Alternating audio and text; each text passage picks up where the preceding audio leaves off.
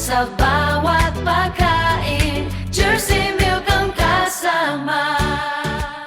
Hello mga ka-Jersey! Ngayon gagawa tayo ng creamy sweet orange and creamy mushroom pasta. Let's start sa creamy sweet orange.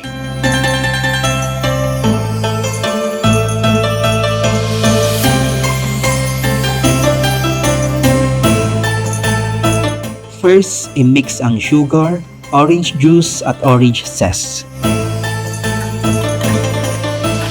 Then, i-add ang Jersey all-purpose cream over low heat at antayin na mag-simmer.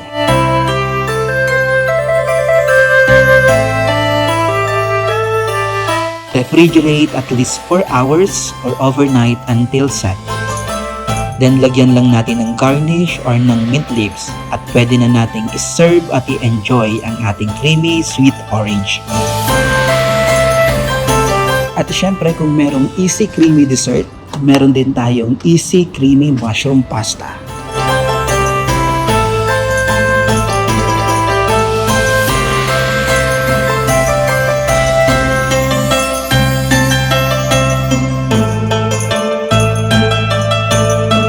First, magpakulo ng water at lagyan ng salt. Ilagay ang pasta at lutuin for 5 minutes. Then, i-drain kung luto na ang pasta. Mag-melt ng Jersey butter pan sa kawali.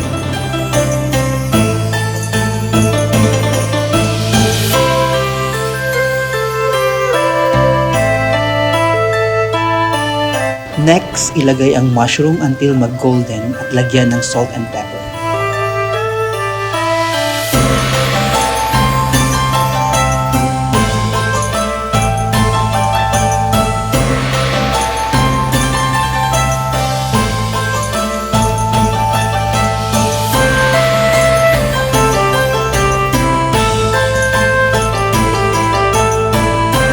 Then, iset aside. Pagkatapos, i-fry ang chicken or bacon para magkaroon pa ng additional flavor ang ating creamy mushroom pasta. Ilagay ang Jersey all-purpose cream para mas maging creamy ang inyong creamy mushroom pasta. Mag-add ng salt and pepper, haluin at i-simmer for 2 minutes.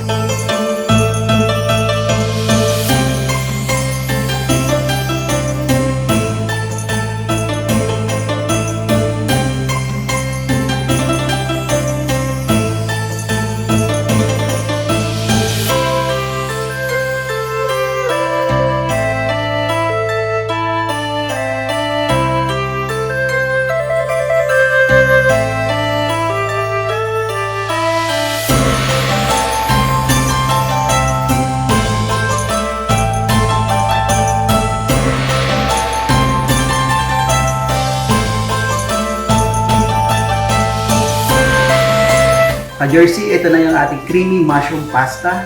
Try nyo na! Pinoy ang lasa sa bawat pagkain, Jersey Milk ang kasama.